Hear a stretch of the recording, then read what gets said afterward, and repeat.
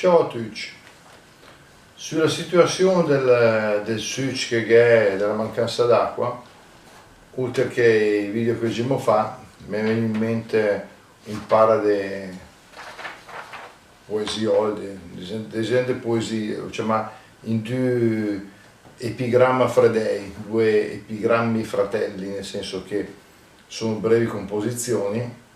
Fra l'altro ho elaborato, qui chiederò lumi ad amici o colleghi di italiano, di lettere, se esistono. Io adesso me la sono chiamata strofa albertiana perché ho fatto sono strofe da sette versi ogni strofa, di cui i primi due e l'ultimo in decasillabi e gli altri settenari con le rime A, B, A, B, C, C, C. Comunque che esista già non mi interessa per niente, e appunto ho fatto su due composizioni di due strofe ciascuno. E in questa la prima si chiama Caldun, caldo caldone evidentemente, col sottotitolo Se dis lui la terra la bui, ma chi sentuc veie cot. Spiegazione o introduzione. Le previsioni del tempo non contemplano precipitazioni a breve e per l'ennesima settimana ci dicono che andiamo incontro ai giorni più caldi. Da mesi non piove, tranne qualche spruzzata, e la maggioranza della gente non prega ad petendam pluviam, e forse non prega neppure per altro.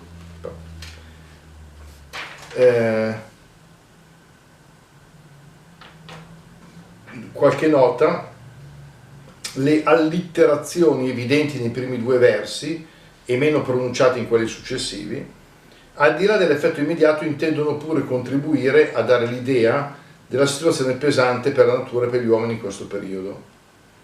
In particolare al verso 2 l'evura, cioè sarebbe l'eura, ho messo questa V eufonica per effetto apposta perché segue l'aura, il verbo caccià, penso lo sappiate nel senso di caccia via o cacciaferro, vuol dire cacciare, ma usato in forma intransitiva quando si parla del caldo vuol dire che si fa sentire, che è grave, eccetera. E l'avarino è un cardellino, uccellino analogo, e usma vuol dire odorare o annusare. Questa qui, come l'altro, lo fa da tra ieri in che, quindi tra il der 7 e il des dod de lui. Caldun. Con quel calchi che il cascia dal Q al Q, e le ura ormai di feri, mi senti un po' sbattu a sta fermo, sul seri, stu sempre a pregà, de fa più e fo fiucà, e come tuc, vo poc fora de ca.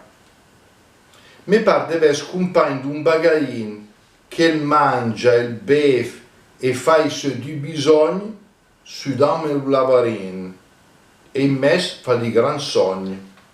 Rispetto però ai bagai, lei che i bisogni a fai vuol ces e minga dos per dopo usmai. Al prossimo fra poco. Ciao.